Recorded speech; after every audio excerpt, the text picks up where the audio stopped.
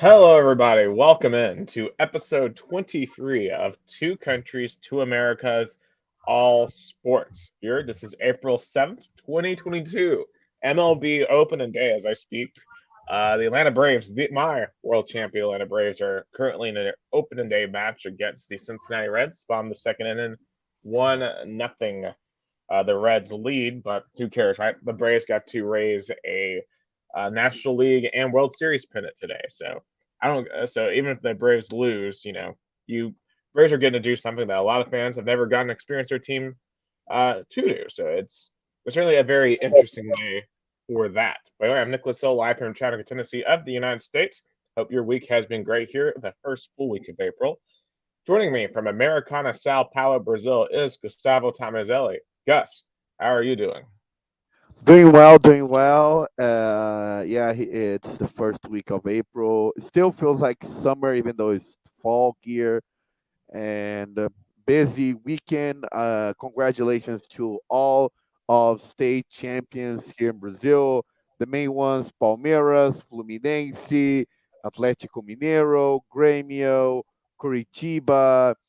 Those were the state champions this weekend that we're gonna talk a lot about in the Exactly. Brazilian topics, but also we have American champions. Champions. Yeah, congratulations to South Carolina's women's team and the Kansas men's team for winning the respective NCAA tournaments. And obviously this weekend we got the Masters golf tournament. We're going very interested to see what happens there. Tiger Woods is back on the greens and probably after his car crash last year. We'll definitely talk some more about that. Um, and and obviously, on the opposite side of that, the LeBron James Lakers missing the NBA playoffs with all the talent on that team, at least the talent historically that's on that team. We'll definitely have to talk a lot about that. But where I kind of want to start, and it's very excited. I've been waiting on this since we started this show for this time to come. It's World Cup draw time. We know the groups that both the United States and Brazil will be playing in. And we get to finally talk about a sports competition where both of our countries are involved. I mean, that's just exciting. I feel like this is the prime time for two countries to America's all sports. Oh yeah, I cannot wait for this podcast when the World Cup's in. First of all, I'm glad the United States made it this year, Yes, this World Cup, because I was very disappointed when they did not make it in 2018. When I was in the United States, it was a little weird because and it was funny because a lot of my American friends that I made in Knoxville ended up cheering for Brazil because they knew me, ended up cheering for my team. But now I'm happy that both of our countries made it. Oh, absolutely. Um, and hey, the U.S. has done something that Italy has not, and that's make the World Cup in 2022. Sorry, before is at the Italian fans, but But first of all, I don't know if Americans care about that, but the thing that made Brazilians very happy is all the Brazil games are on weekdays. So that means we have three more certain holidays. Because here in Brazil, whenever the Brazilian national team plays the World Cup, it's like holiday. People have half day or even a full day off. Everybody goes to their families and friends, make barbecue. So Brazil's gonna play on a Thursday afternoon, Monday lunchtime, and then Friday lunchtime, Friday afternoon. So it's gonna be 3 weekdays with nobody's gonna work. Like in Brazil, it's just a tradition. World Cup, Brazil playing the World Cup is holiday. see, the timing here is going to be very interesting because it's basically the group stages are going to be happening right around Thanksgiving. So the Monday of Thanksgiving week, which is November 21st, that's when the U.S.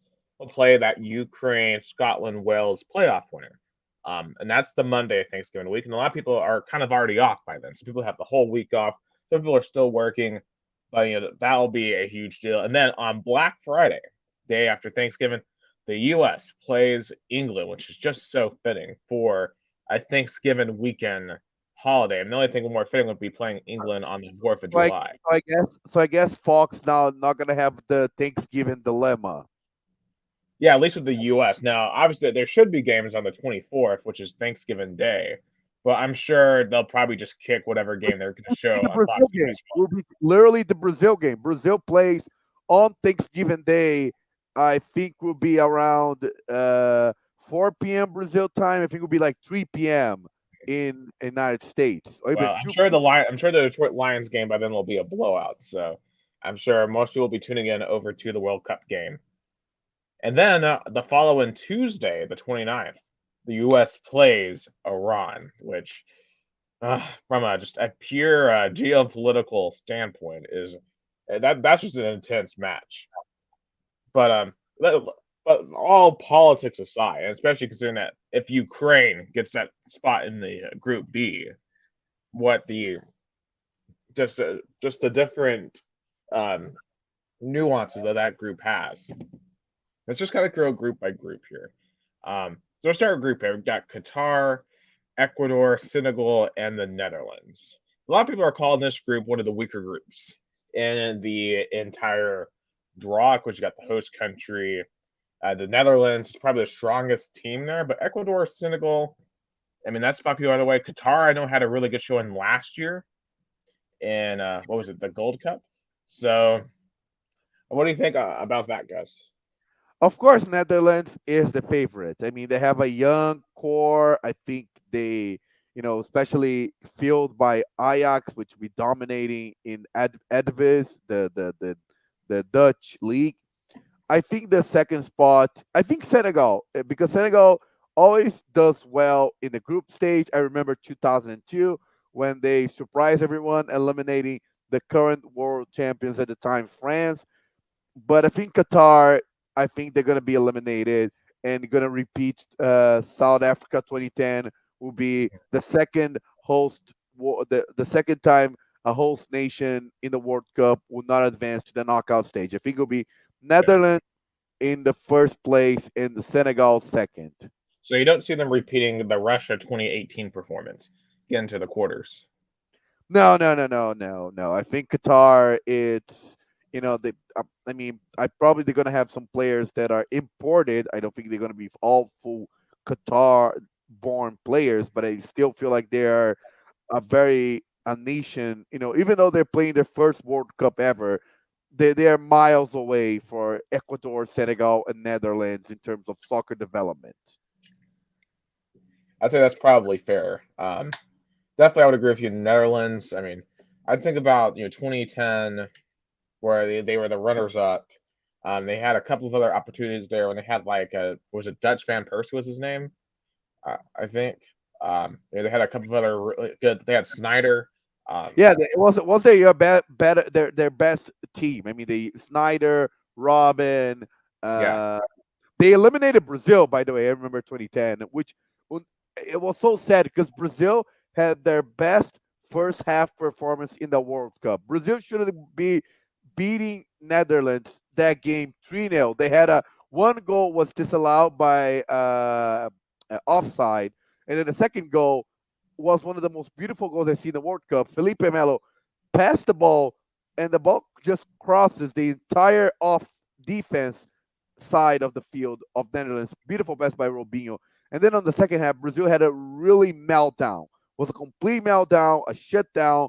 Snyder, best performance he had. One goal he scored on the header after a corner kick, and then the second goal was a own goal. Brazil is so funny. The last four World Cups, Brazil lost with an own goal.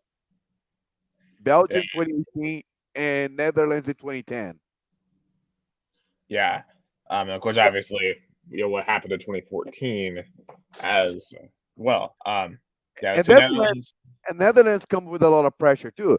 I call them the best European country in soccer without a World Cup title. They made the World Cup final three times, 74, 78, and 2010, and never won. So I feel Yeah, like the pressure for them to win is a lot higher. I say them and Belgium, like, because I don't think Belgium's won one, right? No, no, I mean, but Belgium, I mean, of course, in 2018 they made it to the semifinals, which was historical. But Netherlands, I feel like they always a promising country that never won the World Cup. They had the golden generation of the '70s with Johan Cruyff. 2010 they also had a really good generation, but they never made it through. They never won the title. Right. And that's definitely tough, when you had a golden opportunity like that, and you never know when you're going to be able to replicate that. So, and I don't know if they're going to have necessarily that this year, but at least you got a favorable group draw here to at least start, um, your quest for that first title. And of course, obviously, if you don't know how the World Cup works, ultimately, it's what happens is Group A is paired with Group B, Group C is paired with Group D, E is with F, and G is with H. So like whoever wins Group A would be paired with second place in Group B, and vice versa throughout the field. And so the Netherlands, I'm looking at as a potential knockout opponent for the U.S. in Group B. So kind of moving over there, we got England, a team that made it to the semis back in 2018 in Russia, made it to the Euro finals last year. You got guys like Harry Kane, you got Harry Maguire. They're led by Gareth Southgate, and that the England is the best they've been in decades. But they just haven't been able to quite get over the hump. Of course, they lost to Croatia back in Russia, lost to Italy last year, and a lot of people would expect England to be one of the favorites here. Of course, you got Iran, who always seems to be a really tough team to play. And they've made a couple of World Cups. They always seem to be a very defensively oriented team. And from the U.S. perspective here, I think the Iran game, just because of everything outside of the game, Iran is going to show up with their A game for that because they're going to want to show up and beat the United States for everything that the country has done to them. And And for then, go ahead. and for the US would be a revenge because the last time both met in the World Cup, Iran defeated US 2-1. Right. It's definitely a lot of ammo on both sides going into that game. Of course, U.S. England, they just met back in 2010 in South Africa, and that was a draw. Oh, 1-1. do you remember US goal? Yeah, I do. That was actually the first U.S. soccer game I ever watched. Was U.S. England in 2010 South Africa. I remember with the Oh, vuvuzelas and stuff. I thought there was a bee oh, in the Vuvuzelas. I love them and hate them at the same time. I love them because it created like an identity, like you knew you were watching a World Cup game. But at first game was exciting, but by the fourth game was annoying. Oh, absolutely. I I never cannot want to even hear them again. imagine the journalists covering that. I cannot even imagine. Right. I remember a friend of mine in high school had a vuvuzela, and he would bring it to the high school football games. It was pretty funny. Um, Kind of annoying, but it was less annoying than the cowbells that everyone else had. Um, Now, But I do want to ask you, who do you think is going to get that Euro playoffs? I know Ukraine will play either Wales or Scotland. I know Wales had a really good run a couple of years at the 2016 Euros. Um, I can't remember when Scotland was in the World Cup last. And of course, obviously, Ukraine is going through we're, a lot right now. So, what do you think is going to happen with that playoff spot? Oh, I think the last time Scotland was in the World Cup was, I believe, 1998, where they defeated Brazil. Actually, was Brazil? I think was already qualified in that game, but I think they. Yeah, let me check. So the last time, yes, was 1998, where they did not. They were knocked out on the first. Okay, the on the first the group stage. So I feel like it was a good generation. I think it's the best generation since the late '80s, where Alex Ferguson actually was the coach in 1986 World Cup, because the coach before him passed away before the World Cup. Even Kenny Dalglish was in that team. They made it to World Cup. He was one of the best Liverpool players all time. But I think that now it's a different generation. But I think, of course, Ukraine is favorite. They've been in the World Cup several times. But it will be interesting if Wales or Scotland make it, because it'll be Great Britain's kind of group. It'll be two Great Britain countries. Oh, absolutely. But I think too, like Ukraine, if they make it, they're gonna have, I think, the support of the world in this tournament. They're gonna have a massive chip in their shoulder. For me, like just looking at this from the U.S. perspective, when looking at the young talent that we have, for a lot of these players, this is their first time in a World Cup. They're going to be playing some extremely motivated teams here, and and honestly, I'm not too concerned about this World Cup just because I want them to get experience here to get ready for the 26th World Cup that the U.S. is hosting. But I would like for them to at least make it to the group stage if possible. Um, and I think it's going to be a tricky slate here. Um, some tricky matchups, and I don't know. It's going to be But, interesting. but I can see them being even first place. I really can. I England is always like or the high or the low. I think it's gonna be a low World Cup for England. I feel like they can still be second place, but I wouldn't be surprised if US be on first place. Yeah, that would be amazing if that did occur. Also, if Scotland wins, imagine that Scotland England game. That would be, or Yes, Wales England even. That would be awesome. no, yeah, Wales England play actually in that Euro that you mentioned. I remember watching and feel like and maybe they met even like in the semis or in the quarterfinals. I believe in the world in the Euro Cup, but it's like I think my prediction is gonna be bold. U.S. first, England second. Yeah, I'm not bold enough to pick that, but I certainly hope you're right. I'm going to go England 1, US 2. But I think it's going to be an absolutely fascinating group. So over at Group C, obviously you got Argentina. It's the first World Cup since the death of Maradona, so that's going to be weighing on their minds. This might be Messi's last World Cup. I would imagine. Ton of pressure on them heading into this. Then you got Saudi Arabia. And one thing I have not mentioned here, so this is the first World Cup in the Islamic world, in the Middle East. And there's several of these, Middle Eastern, North African countries that are in this World Cup.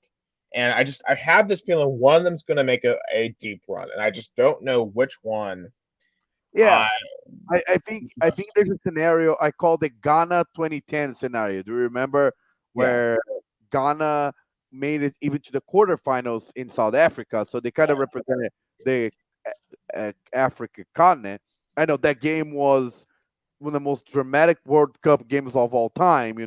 I cannot even imagine what Gian thinks is still, missing that penalty that would have made it Ghana the first ever African nation made it to the semifinals. right. But I think there's a scenario of that's true. I think there's a potential, and but I don't know if Saudi Arabia will be that country. I mean, my prediction is going to be Argentina first, Mexico second. Because I mean, as a tradition at World Cup, is Mexico getting eliminated in the first round of the playoffs? It's a Oh yeah, big, is a 7 straight times, like what, 32 years, like in a row that they can't get past the round of 16. yeah, and the most dramatic one was 2002. 2-0. And also zero. That was, and still a chant that is heard around the U.S. Soccer community. Uh, yeah, and looking at Mexico, they probably would have to play France in that first round if they get past. Of course, Poland, I wouldn't overlook either. Um, I mean, Polo had a coaching change. Paulo Souza, their coach, came to Brazil to coach Flamengo, and now the jokes on him is like he's on kind of like, and I'm gonna get to that with the Brazilian topics, but he's in a little bit of crisis here. So everybody jokes around that he left Lewandowski and a Polish team that made it to the World Cup to coach Flamengo, which is not in their best time.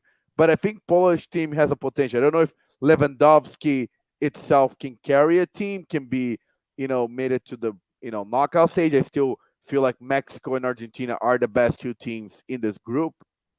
Even yeah, though Argentina is a mess, they don't have a they don't have a team. They have a collective group of individuals that are really good at soccer. But as a group, as a team, I don't. They never played well. absolutely. For me, I honestly I'm going Argentina and Poland. I got a feeling Poland's going to show up and play really well, and I could see Mexico getting bounced in the group stage. It seems like to me they're kind of aging a little bit, and You know, they just didn't like in the qualifiers. It just didn't play great. You know, Canada and the U.S. had more points, right? So, uh, not not exactly. I don't think Mexico's best squad by a long shot. But in Group D, so we got France, Denmark, Tunisia, and I believe that spot is either Costa Rica or New Zealand. No, no, that's the other one. This is one is Australia, United Arabic, Oh yeah, oh, yeah, UAE, UAE. Yeah, UAE. and Peru. So I believe Peru is going to advance. They have a really good coach of Gareca. They don't depend on Paulo Guerrero as much. I feel like Peru is going to advance to the group stage, but I think France and Denmark, they're, Christian Eriksen. I mean, what a hit, what a story of that guy. Yeah. After the whole collapse and the whole drama in the Euro, came back strong, helped his team qualify to the World Cup. So I go France first place, Denmark second place. Oh, absolutely agree. And you know, for France, I mean, we saw how loaded that team was last year. You had Griezmann, you had what was his name, Kylan Mbappe, we have Mbappe. Mbappe. You have Hugo Lloris, the goalkeeper. That team is just so loaded. One of the most loaded teams in the entire world. What do you think is their chances of being able to repeat here? Because it's been very difficult to repeat. I mean, the curse is when they were champions in 1998, the following World Cup, they were humiliated and eliminated in the group stage. I mean, the curse is since Brazil in 2006 advancing to the uh, playoff to the knockout, all World Cup champions were eliminated in the group stage. Italy in 2010, Spain 2014, and Germany 2018 all were eliminated in the group stage. So I mean, let's see if France can break that curse. Yeah, I feel like they've got a good shot of doing it, but then again, like sitting there with Tunisia, I'm gonna be honest with you, I don't know a lot about Tunisia's team, but once again, they're one of those teams that do they have the magic to have a Cinderella run in the first Arabian World Cup? You know, it's going to be very interesting. Of course, Peru. I mean, I remember them from Peru's World Cups. They're pretty solid. I think they've made the group stage a handful of times, so it's interesting. But I feel like France and Denmark, though, are easily, at least on paper, the two best teams in that group. All right, so let's move down to the E through H groups. Okay, so that's Spain, Germany, Japan, and then in the playoff, that's the Costa Rica, New Zealand playoff. Yeah, yeah, yeah. So here, the team I'm going to have my eye on is Germany. Germany, they had a horrible 2018 World Cup. Of course, after going to Brazil and winning in 2014, didn't make it out of the group stage. In 2018, that fell victim to the World Cup champion. Um, you know, Spain back in 2010, you know, they won. So we had two out of the last three champions in this group. But neither one of those teams have done a ton since. You know, Spain lost in the round of 16 to Russia back in 2018. Japan, they made it to the round of 16, right? But they got trounced by Belgium.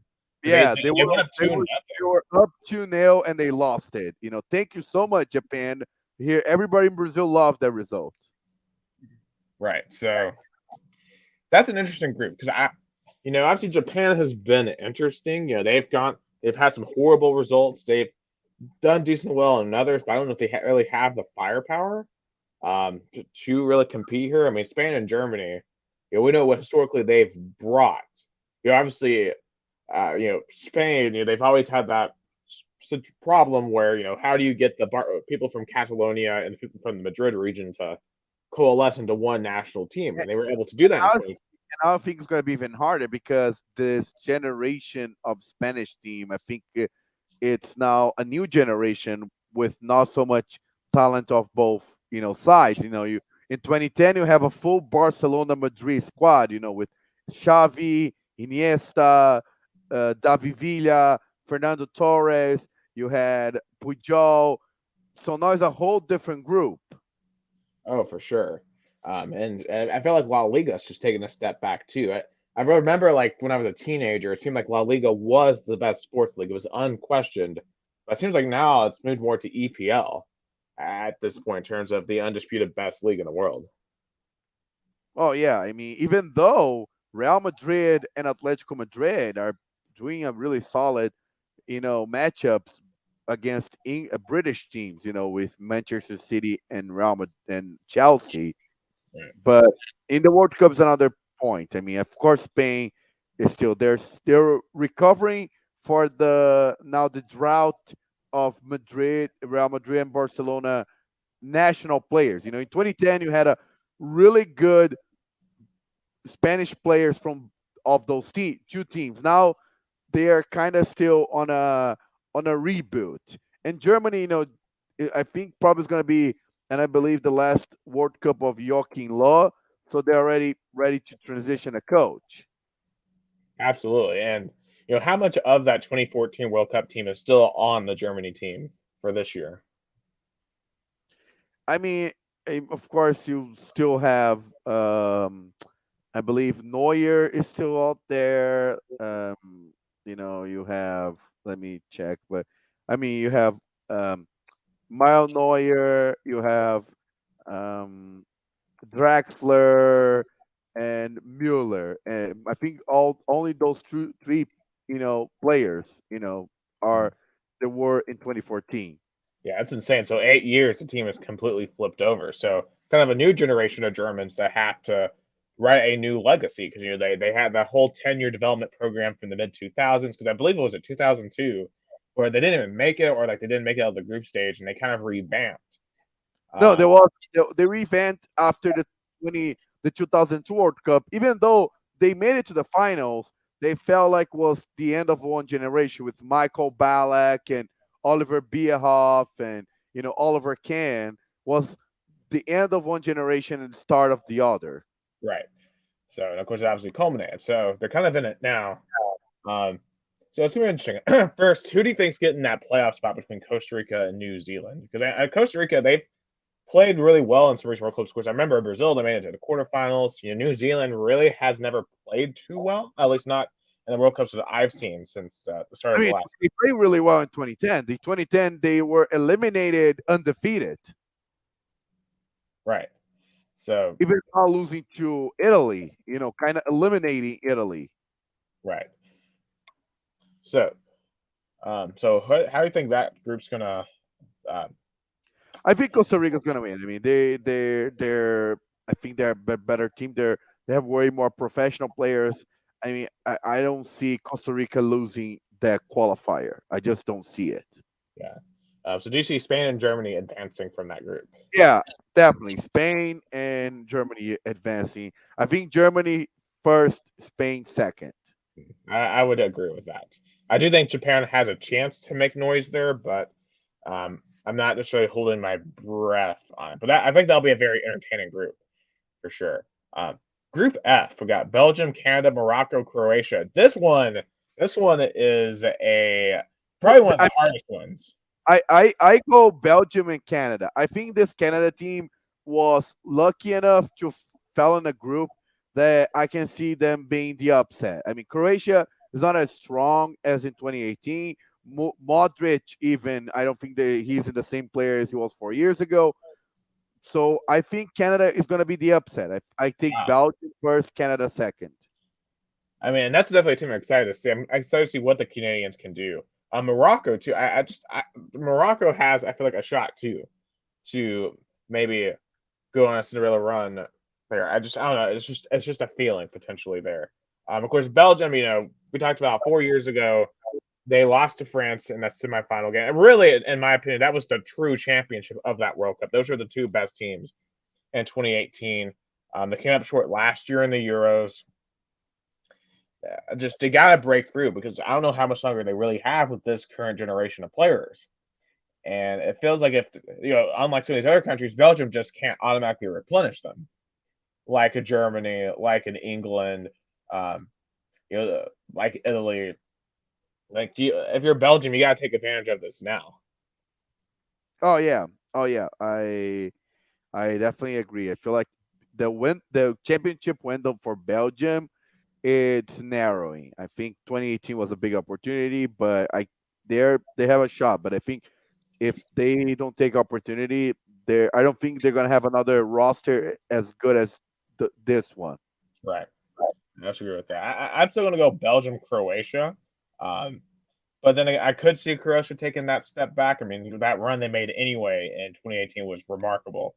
Um, but it would be insane for me to see Canada walk in and make it to the playoff stage. But it would be pretty awesome for them. All right, now it's time to get to your group. Group G: Brazil versus Serbia, Switzerland, Cameroon. I think this is a great draw for Brazil. I don't really see any of these teams giving Brazil too hard of a time in the group stage. Um, what do you agree with that? I mean, Brazil fell literally on almost the same group as 2018. Brazil tied with Switzerland on the opening back in 2018, 1-1, and then Serbia, Brazil play on the last game, a must-win game. They won 2-0. I think Titi got advantage because he's a coach that studies a lot, so he'll be ready. Brazil now is trying to find their offensive identity. I think on defense, no question, Marquinhos, Thiago Silva, and Ederson, I think will be the defense. I think on sides, I think there's a question, but especially on offense. Of course, Neymar is gonna be the number 10, but you don't even know if Neymar is gonna be on forward or like a midfielder or even on like a wing.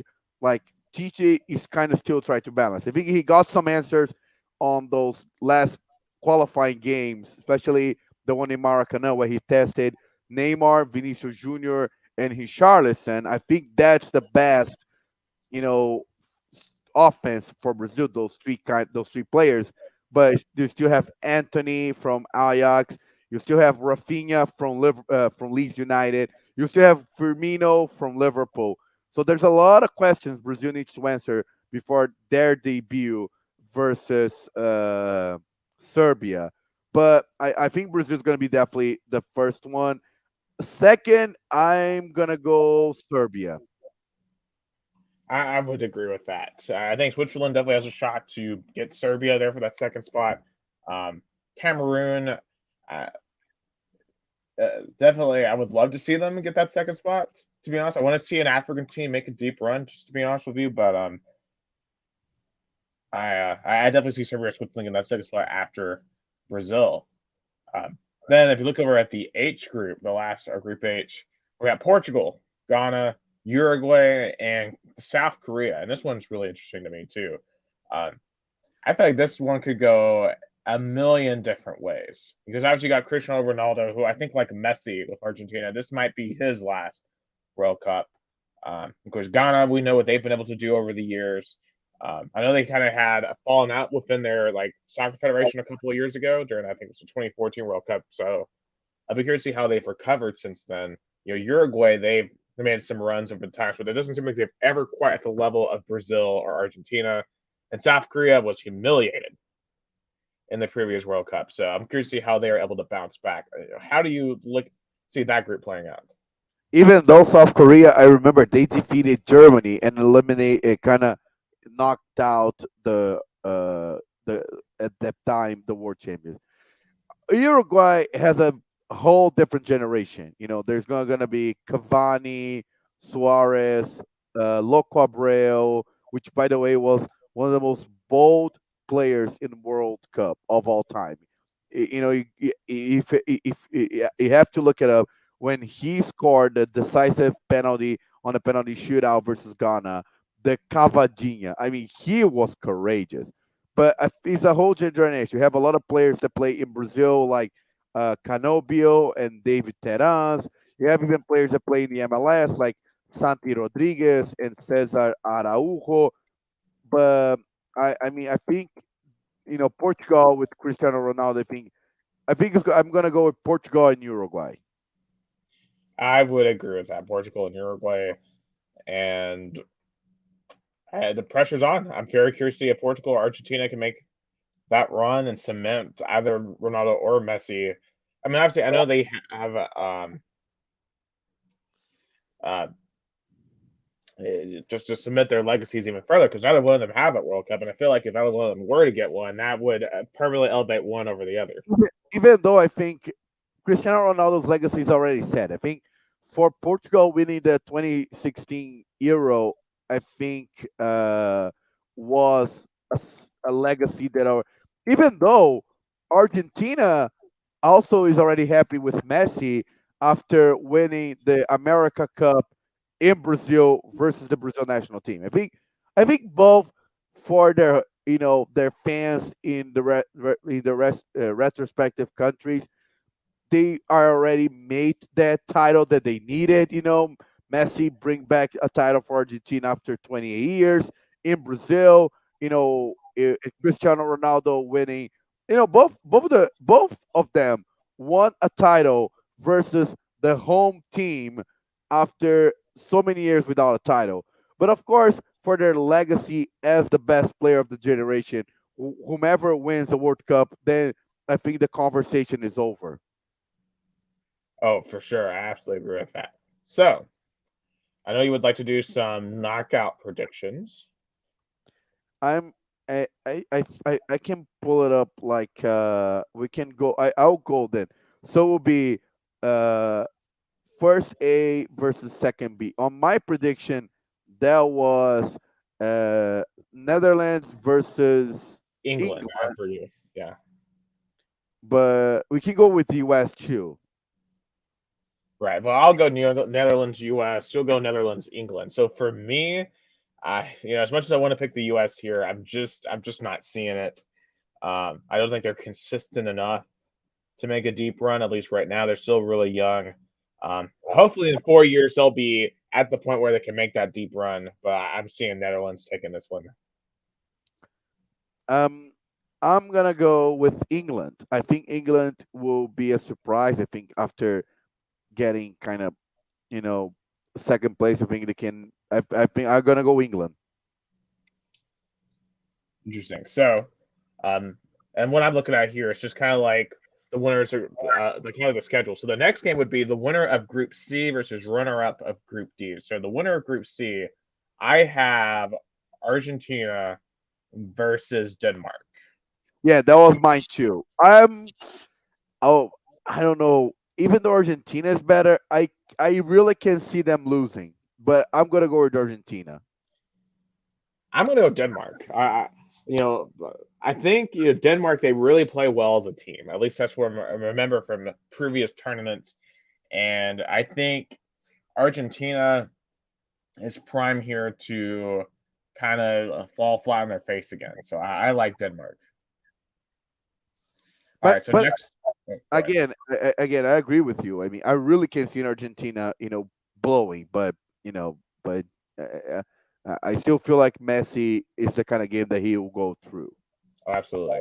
Um, all right. So next one would be winner of Group D versus runner up of Group C. So I have France versus Poland, and I believe you have France versus Mexico. I mean, keep the tradition alive. Mexico be eliminated again on the round of 16. I go France.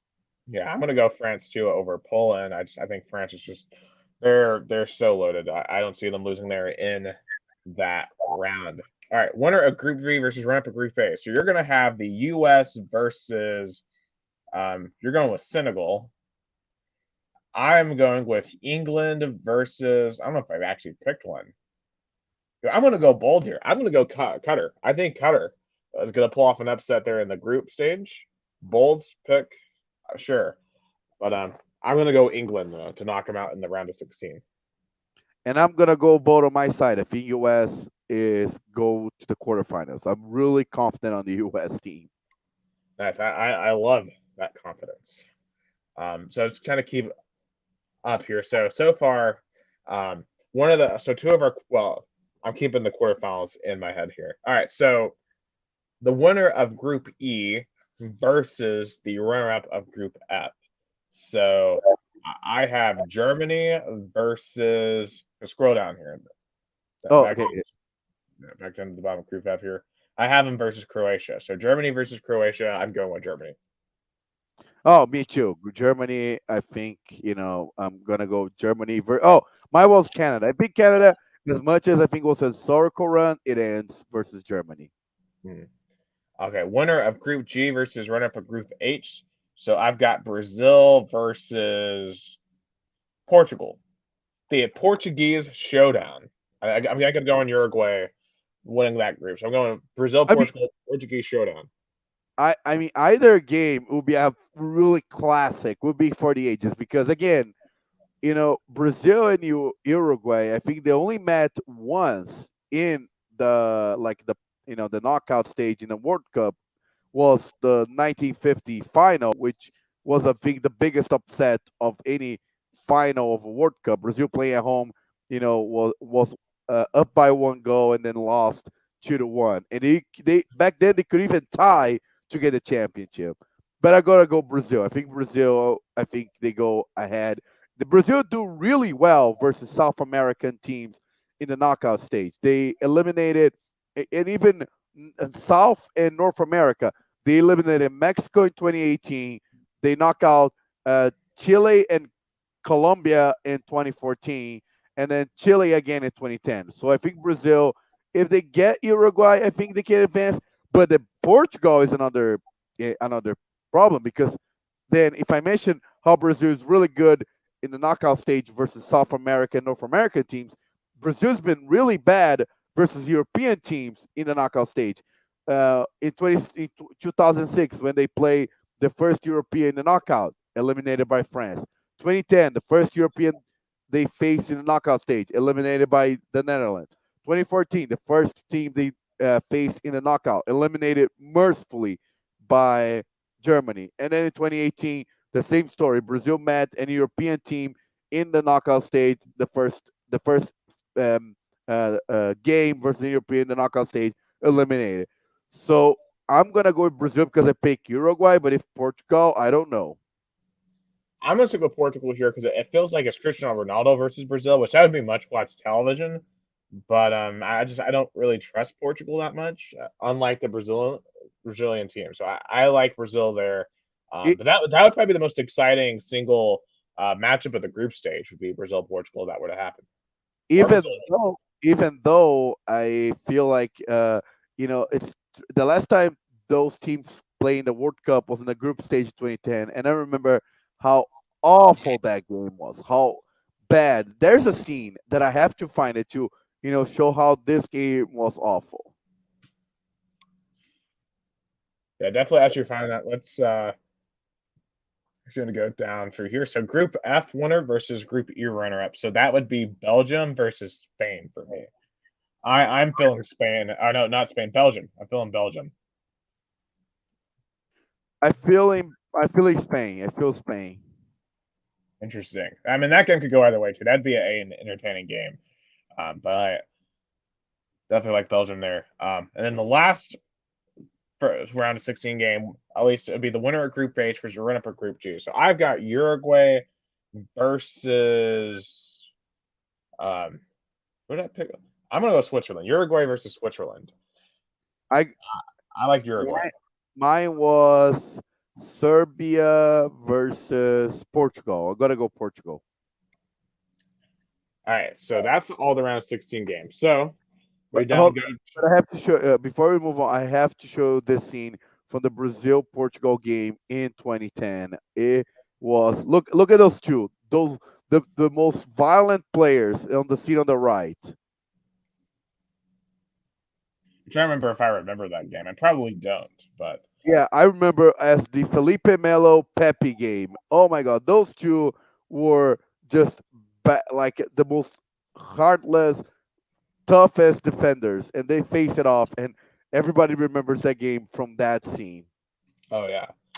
I mean, I mean, it's like U.S. England, right? Like there's a lot on the line when it's the mother country versus the parent country or the offspring. So it's just there's a lot there. If we were to get a Brazil Portugal matchup, like if we like when we get the U.S. England matchup, there's a lot of potential little rivalry games that we could get throughout this tournament, which is going to be could be pretty special.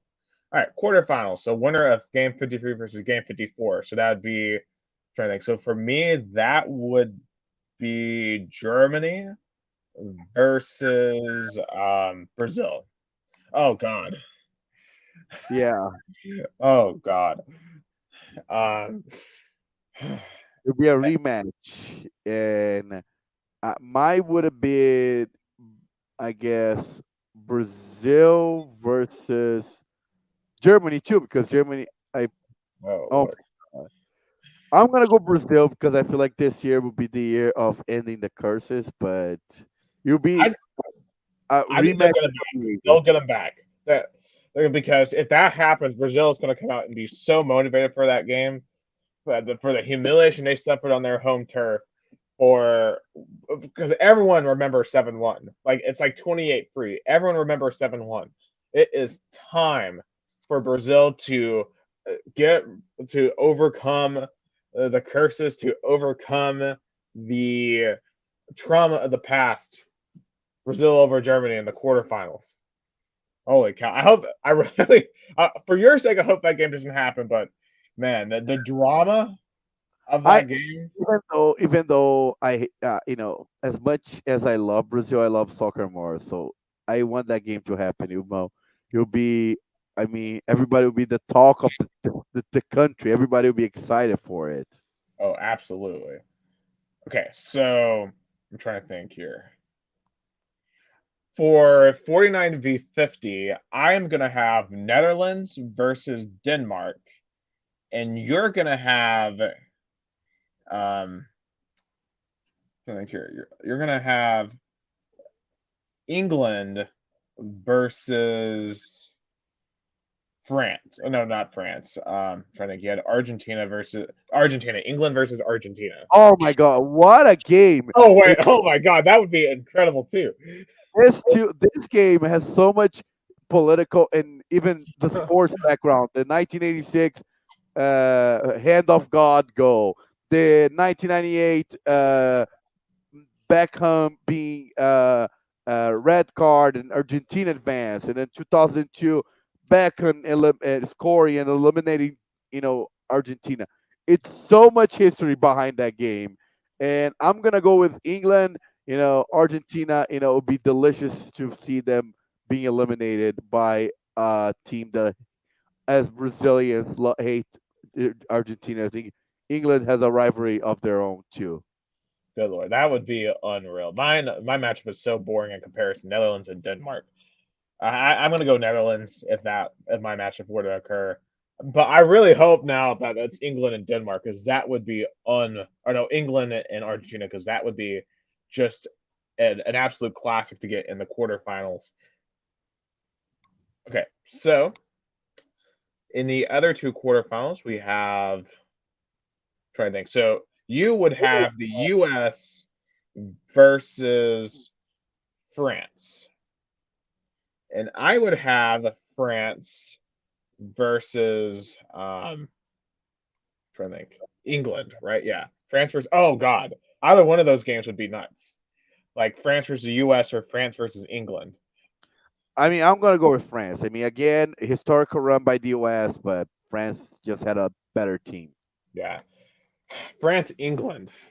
Now that would be because we almost got that in 2018 for the final. This might be bold. I'm going England.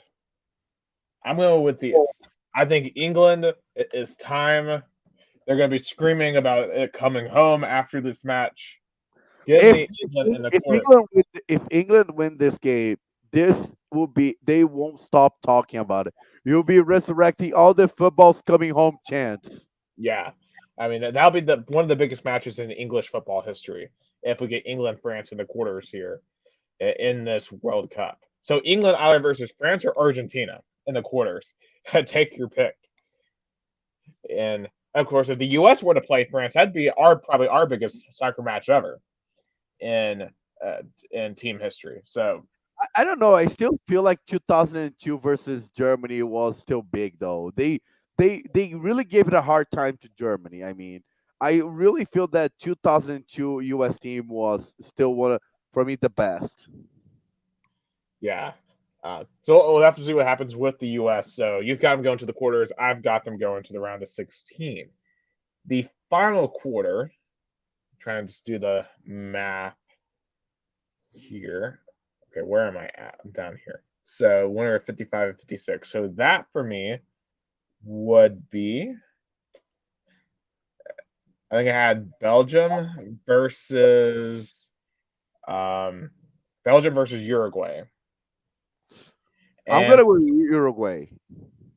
yeah, I'm trying to think. And for you, it was Belgium. No, no, you had Spain versus Portugal. Oh, Oh yeah, Iberian Peninsula showdown. meeting again after the not the 2010 heated game. I'm gonna go with Portugal. Ooh. Ronaldo to the semis. I know FIFA would love that. Oh Um, yeah, they'll be all over it. so Uruguay versus Belgium. That's an interesting game. I like Belgium. I think Belgium, as I said, talked about this is their last window. They're going to give it everything they've got here. I like Belgium to make that semis. All right, so that's all the quarterfinals. So the two semi games. I have. I was saying it was Group E. I have Brazil versus. I think we remember. Wait, Brazil versus. And then 58. It's kind of complicated because of how the bracket works here. Just trying to do the math. And then, so 57 versus 58. 57 is 49 v 50. So that for me would be the Netherlands versus Denmark, and I have the Netherlands. So okay, so it'd be Brazil versus Netherlands. Oh, the 2010 rematch. And then I'm trying to think for you, that would be because it was what England versus Argentina. So you picked Argentina, right? Yeah. So it'd be Brazil Argentina in the semis. Wow. So Wow. for your bracket, you'd be getting My God. Germany, you'd be getting Uruguay, Germany, then Argentina. Wow. Wow. Oh my God. What would be my semis? So you would have Brazil, Argentina. I have Brazil, Netherlands. The other one for me, it would be Belgium versus France again, a rematch. For you, I'm trying to. What did you choose? So you had Spain, you have Portugal, and you have France. I'm gonna go with Brazil eliminating Argentina. Would be so glorious. I would have Brazil beating the Netherlands. Not that rivalry game, but that would be obviously a chance to go to the final. In the other match, I would for me it would be Belgium France. Oh no, Belgium England. It actually would be Belgium England for me. The Uh, rematch of 2018 yeah, of the third place. Third place, actually. yeah. I can't, I'm gonna go Belgium. I think Belgium beats England in the semis. So my final is Belgium and Brazil,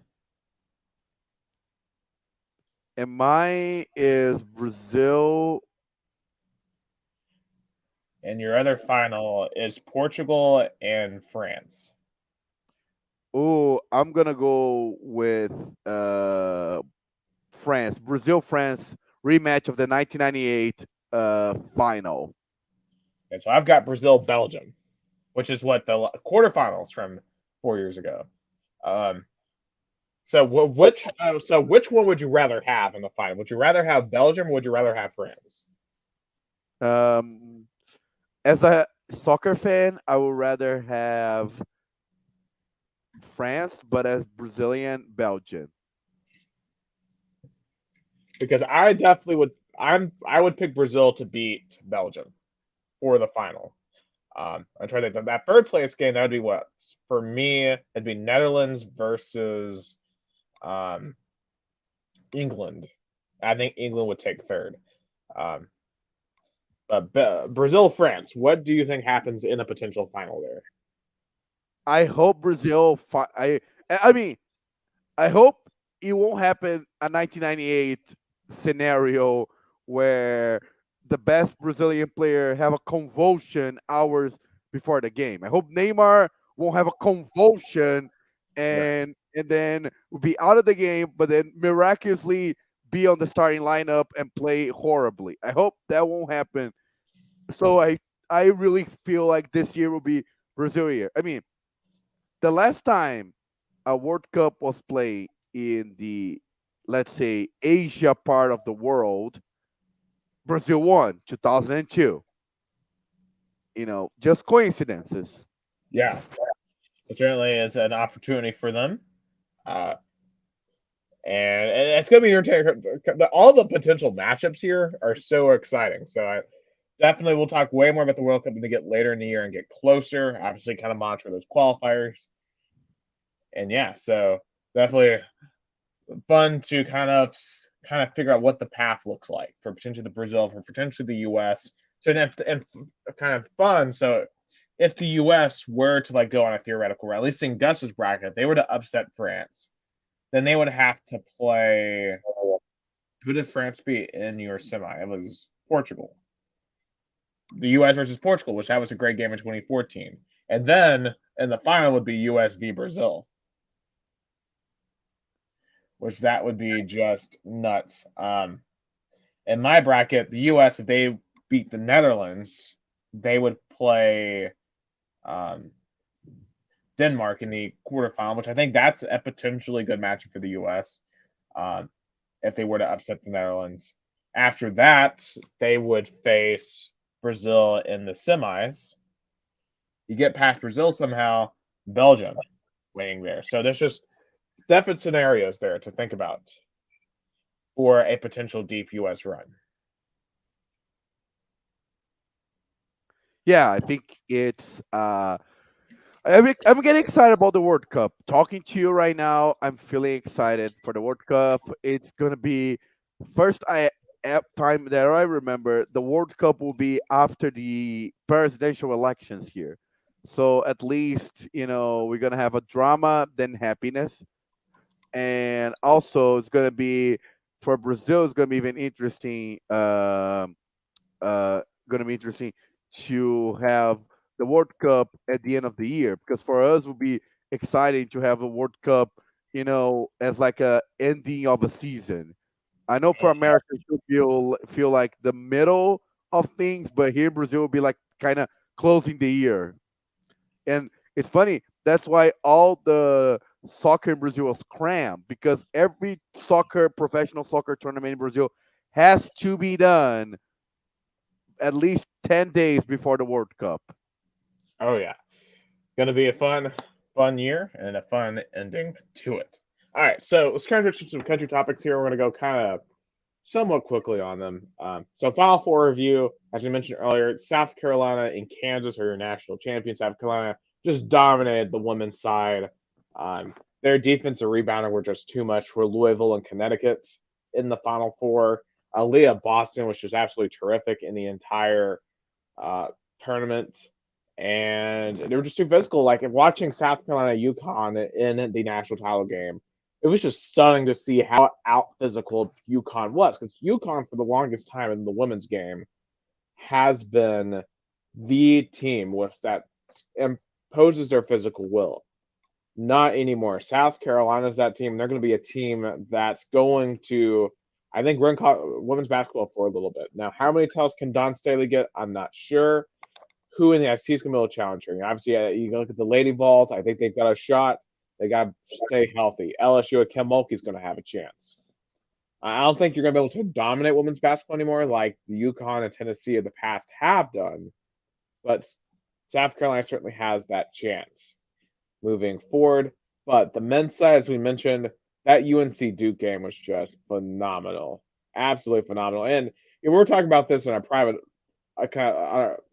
just privately, about what this means for Coach K. Coach K is still going to go down as one of the greats, all-time greats, probably second behind John Wooden, all-time in terms of college basketball coaching. But this is a stain on the legacy. This is like Peyton Manning at Tennessee going 0-4 against Florida. You can't ignore that part of what they did. And for Coach K to lose his last home game in North Carolina and then lose his last ever game in the Final Four in North Carolina, It's just that's a devastating blow to the legacy, and I'm not sure um, how Duke's ever going to really make up for that. Oh, I feel like if I was Coach K, I would have picked everyone by surprise and announced the cancellation of my retirement. It Yeah, would have come pull back. a Tom Brady. Pull a Tom Brady. I would have pulled a Tom Brady. If I was Coach K, I would have pulled a Tom Brady. But I mean, it still have. I think it's harder because a coach you can't just come back because there's a replacement and stuff. But I don't know. I Yeah, of course but it'll even be then, though, if you come back, what are the odds that you get UNC again in the tournament? Very, very low. yeah. So But definitely, I think this is the biggest thing of a retirement of a head coach because there was already a little to a middle stain where UNC defeated Duke on the last home game and the last regular season game of Coach K as a Duke head coach. But then UNC defeating Duke in the Final Four then was you increase the stain by like 3 times. oh, absolutely, it's just an unbelievable loss for sure. But kind of lost in all of that. Kansas kind of sneaks on by to win the entire thing. And, in Kansas, I'm going to be honest, was a team that I didn't think was very good throughout the season. I really um, questioned how good they actually were. I looked at their resume, and I know they had some really good wins, and I don't know, never really felt them. Every time I had watched them, they didn't look good. But give them credit, they came out, they took care of business throughout the tournament. I felt like they got a really favorable region. Um, Providence and Miami were their two regional final games.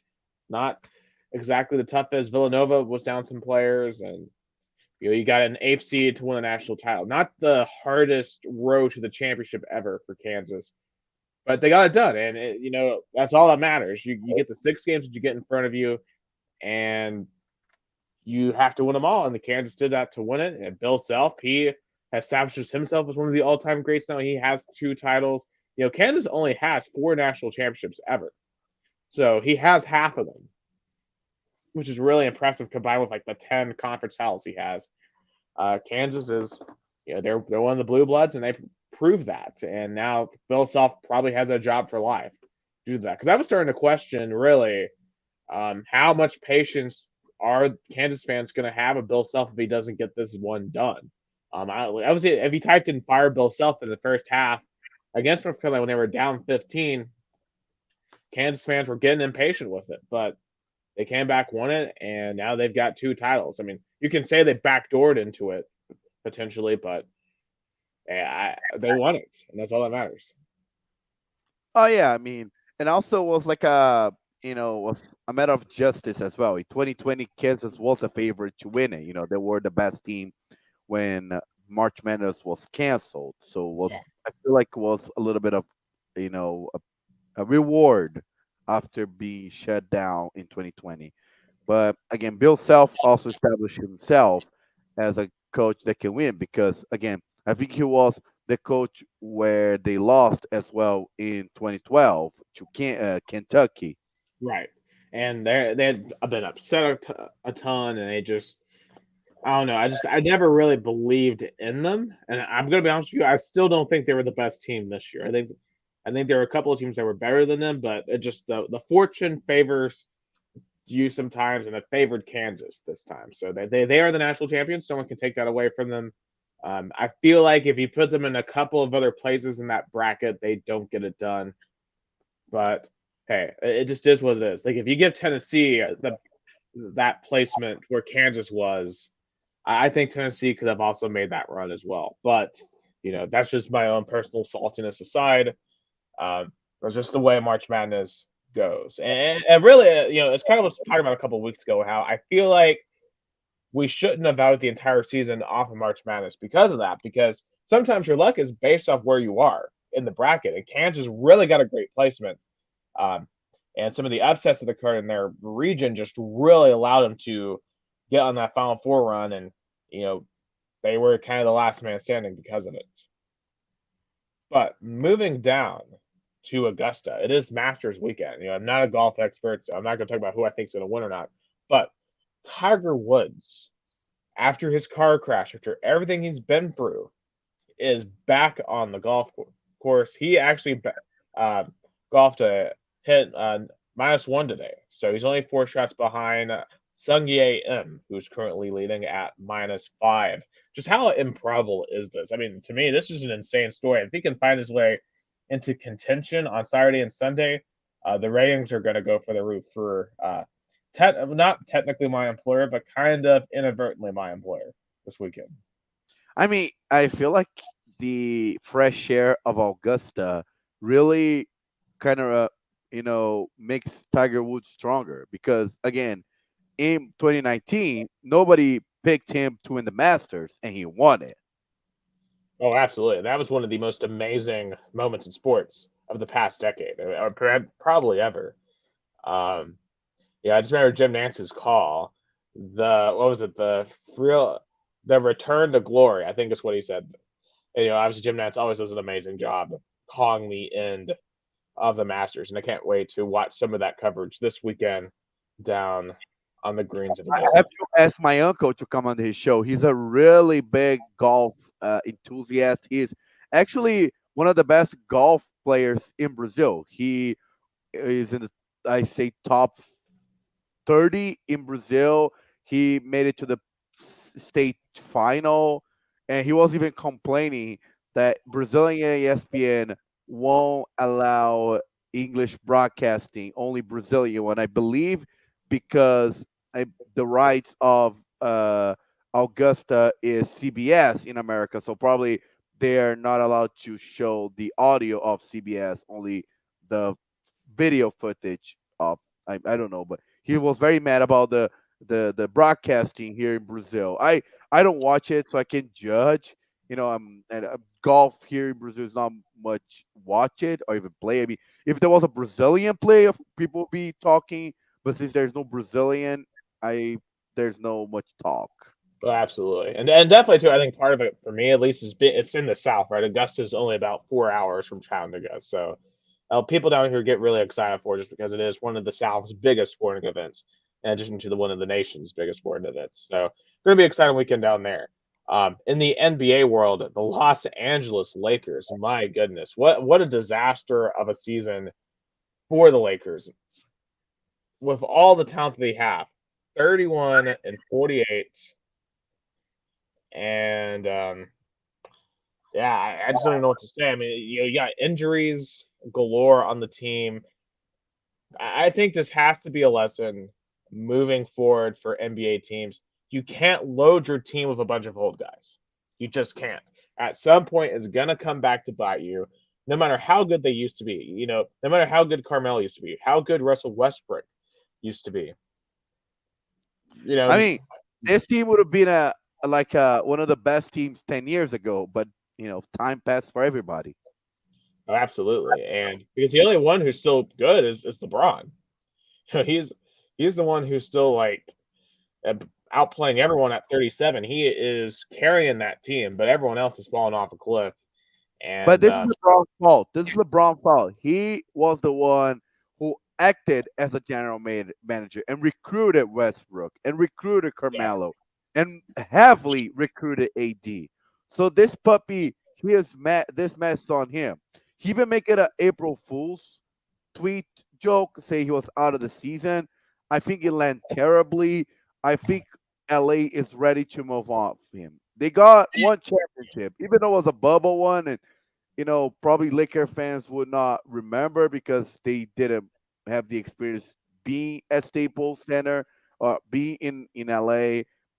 Still, LeBron will have a championship for the Lakers. And LeBron, I feel like if I was him, I would have retired as a Cavs. I would have go back to Cleveland and retire as a Cavaliers player. yeah, especially with the young roster they've got right now. And I know one of his MOs, I think he's trying to last until LeBron James Jr. potentially makes the NBA because he wants to play with his son. So I think he's going to want to make it to at least then play with his son for a year and then call it quits. I think that's what's eventually going to happen in the course of his career. But I got a feeling that we've seen LeBron's last ring. And really, LeBron's last true ring was 2016 Cavs. That was the last real LeBron championship. I mean, and really the greatest one. I mean, because that one bringing the title home to Cleveland, that's worth way more than Down, LA's title down or 3-1 Miami's in two the finals. championships. Down 3-1 Yeah, with a it's Golden State team that was the best regular season ever. yeah. I mean, no one's going to be able to take that away from him. He's still, I firmly the second greatest player of all time. But the end of the, he's not going to have, I think, a glorious end to career like Michael Jordan. Now, granted, Michael Jordan had the Wizards, but no one really thinks about the Wizards. Everyone thinks about the flu game and the shot to beat the Jazz. Like it's a storybook conclusion. Uh, yeah, Michael Jordan just has that impact culturally that LeBron, I just don't think is going to have for a multitude of reasons. And one last thing I want to mention here on the American side, MLB opening day. Unfortunately, the Braves are down 3-1, top of the sixth. But as I kind of mentioned earlier, I'm not, it's going to be a weird season for me because I'm just like, I've seen the Braves win the World Series now. So how upset can I justifiably get if they don't play well? You know, because I'm just like, well, I've seen it. Like, how long do I have to wait before I get upset again over the Braves? It's just, it's really strange. I mean, I finally opening day. A month ago, it didn't look like it. I'm excited. Of course, I miss being in US for opening day. I said that I never went to a game on opening day. I was listening to the Tomahawk and remembering all the great moments I had in the MLB. Being at tourist at SunTrust Park, now Tourist Park, and also Turner Field, and the Reds, the Great American Ballpark, and the Nats, and all the I'm so happy baseball's back. Also, minor leagues are coming back. This weekend. I think the Lookouts also playing. Maybe I think it was like tomorrow. So baseball, it feels really the fall, the spring. It really feels great. But I mean, it's gonna be. I think the Dodgers are still the favorite, bringing Freddie Freeman. I still think they're still the best team in baseball, but there's always a room for surprise. Nobody saw. I think nobody picked the Braves to win it. Nobody picked the Nationals to win it in recent times. So I think baseball is always a room to surprises. Yeah, so some of the final scores from today: Cubs 5, Brewers 4, Cardinals 9, Pirates nothing. The Royals 3, the new Cleveland Guardians 1. It takes them getting used to. At least they're not doing the whole Cleveland baseball team thing, like the now Washington Commanders are doing. Um, and then some other scores: top fifth, Mets Nationals 0-0, bottom of the first, Padres Diamondbacks 0-0, And Astros Angels 1. this Mets national game, it was interesting because was Max Scherzer coming back to Nats to the Nationals Park. Right. So it's lots of storylines to be very interesting to see how this season unfolds. Red Sox Yankees start tomorrow. They were supposed to play today, Ooh, that's a but good one. It's they had always to delay because of weather.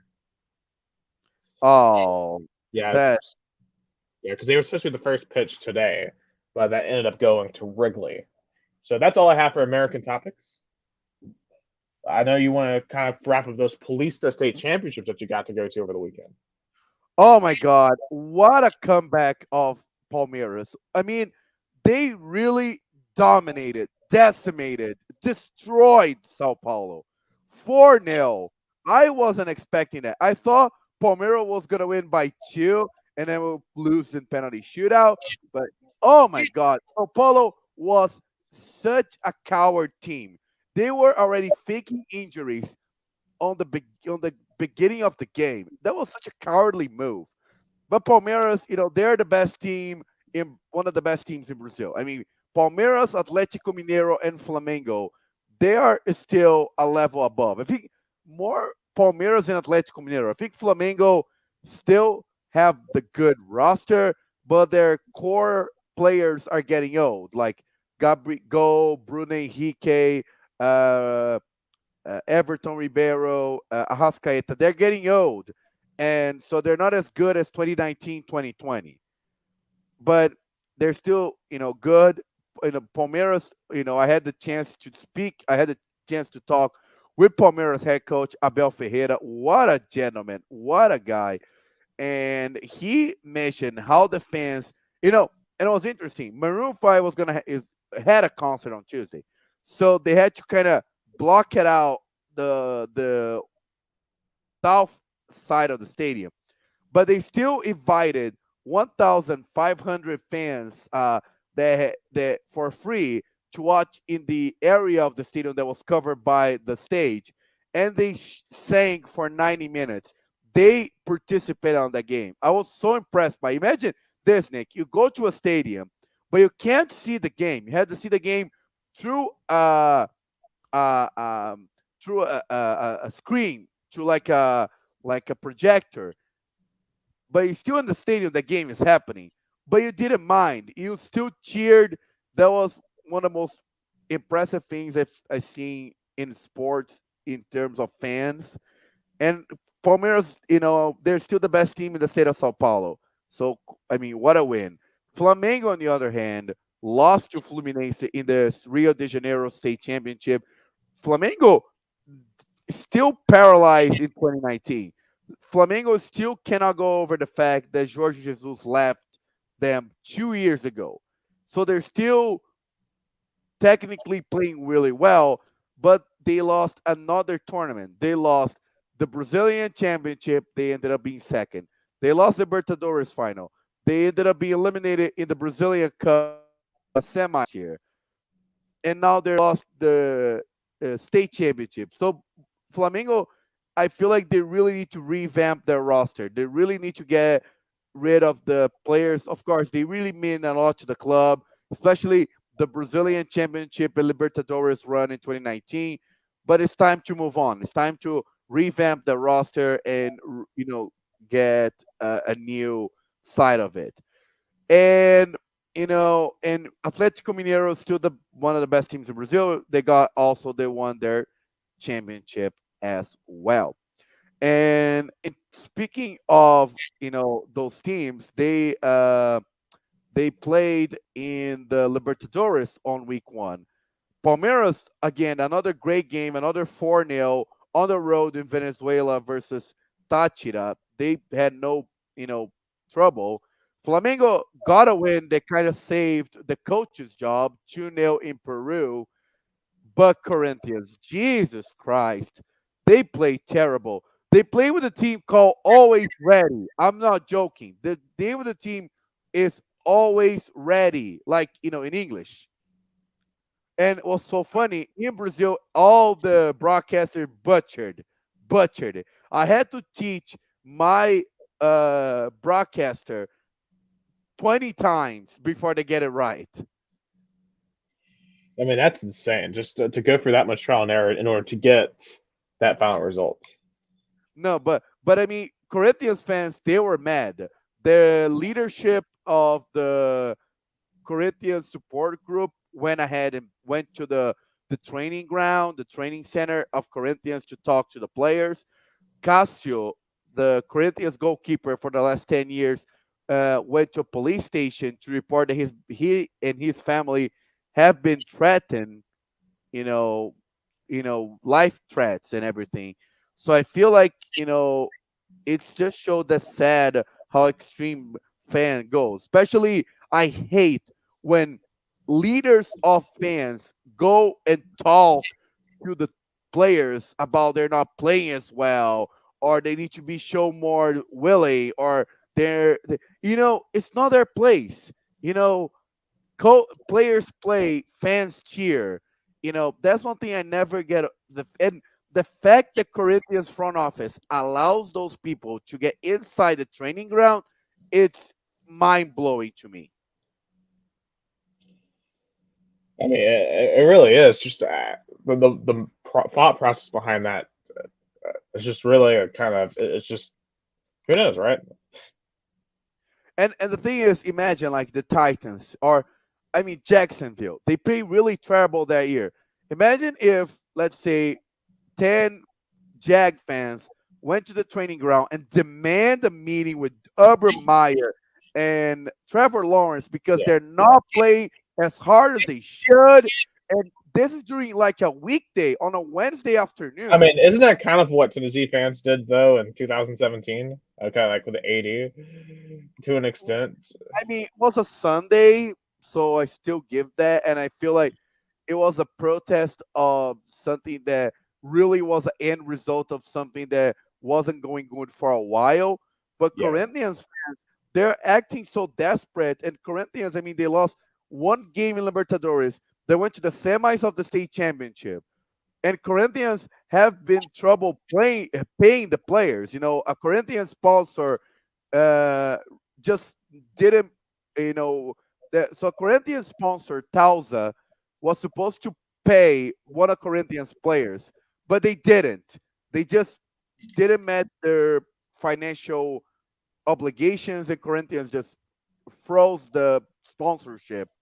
And a lot of people here say Corinthians got conned because actually this company headquarters was just a ranch with nothing, and a lot of suspicion about it. But still, and the Corinthians has such an old roster. A lot of Corinthians players, I think the majority of the starting lineup is over 30 years old, and Corinthians play on the mile high, on like a Denver kind of situation on the mountains of Bolivia, which is really hard. Oh yeah. I mean, in addition to the whole not paying thing when you're above that age, I imagine a lot of them have families. You got so much you got to take care of. I can't imagine that's good for team morale. And that sounds like a really bad situation. But that's a situation too that happens in a sport like NASCAR, where sometimes you get a sponsor who doesn't pay the team, and that causes the whole team to go under because they are depending on the sponsorship dollars to fund the whole operation. So I mean, when you depend on sponsorship so much, and you don't have that support from the league, and you don't have a structural integrity there, that can really undermine your entire operation, your ability to even exist. That's why And uh, that's what separates like a league from like the NFL from some of these other leagues that have to depend so heavily on sponsors, because the NFL has sponsors, but if one were to bounce like that, then they would still be able to exist. I feel like. oh yeah, I mean, of course, because Corinthians has an old, expensive roster. Corinthians have William, Paulinho, Renato Augusto, Giuliano, Roger Guedes. All those players, their monthly salary are above probably 700,000 reais to 900,000 reais a month. So, it's not, and Corinthians went from a cheap roster to an expensive roster in a matter of months. And Corinthians is in a billion reais in debt. And in addition to the stadium debt. So Corinthians' financial situation is a house of cards. I'm not surprised this is happening. I feel bad for Vitor Pereira because he seems like a promising coach, but I feel the Corinthians' future this year doesn't look good. I'm not hope. I'm not. My hopes for Corinthians are really low. It definitely sounds like until you get the structural uh, problems fixed, it's not going to benefit the play of the team. Yeah. And finally, Brazilian Championship, what I call, and a lot of people call, the hardest, most, you know, the hardest tournament, like, because it's so hard, because it's so big, and it's so equal. So Brazilian Championship starts this weekend. Of course, the favorites for me is Palmeiras, Atlético Mineiro, and Flamengo. They're still, I think, a level above of the rest. But I mean, I it's a big unknown. Palmeiras debut at home versus Ceará. Atlético Mineiro, the current champion, also plays at home versus Internacional. Flamengo plays on the road Saturday. Corinthians play on the road on Sunday versus Botafogo, that is coming back as a second division champions. But it's I feel like it's gonna be a very open field. I mean, there's such a lot of good teams like Bragantino, which had their first ever Libertadores game and won. You have Fluminense, the Carioca champions, looks like I think is going to be on the top 10. And you have, São Paulo, which was the Paulista finalist. But it's such hard to predict because, again, there's so many good teams that it's so hard to see. No, for example, Grêmio last year, I picked them to be on the top five. They ended up being relegated. Yeah, I mean, going. I mean, obviously, when you miss expectations that much, then you just got to compensate for it the next year, especially in a league where you could get relegated and you have to work your way back up. Because like in an American sporting league, right? If you have bad expectations next year, you just got to clear it out, come back again. But in soccer leagues where you get relegated like that, a bad year could ruin your organization for many, many years to come. Oh yeah, yeah. Like in the second division, as you mentioned, second division, the second division of Brazilian Championship, which is also going to start this weekend, is loaded with so many good teams. I'm only going to mention the teams that were Brazilian champions. There's going to be in the second division. You have Cruzeiro, Grêmio, Guarani, Vasco, Sport. All of those teams were first division champions, and they are in the second division. So 1/4 of the second division teams are made by teams that were champions, Brazilian champions. Oh, you have Bahia as well, also another Brazilian champion. So you have 6 out of the 20 teams were Brazilian champions, and you have. So I think the second division is going to be really one of the best Brazilian second divisions of all time. Yeah. I mean, it sounds like it's going to be an amazing tournament. Um, who do you think's going to win that? Because it sounds like there's a couple different possibilities. I'm gonna pick the teams that are gonna be promoted, the top four. I'm gonna go with um, Grêmio, Cruzeiro, Vasco, and Guarani. That's my top four. I'm interested to see if it ends up being correct. And I know it's going to be an exciting race to get back into that top division and to get back into those tournaments. Yeah, that's true. I'm excited, this weekend. Also, in the state, my last topic, the in the state, Pauli is the Sao Paulo State second division semifinals. I'm so excited.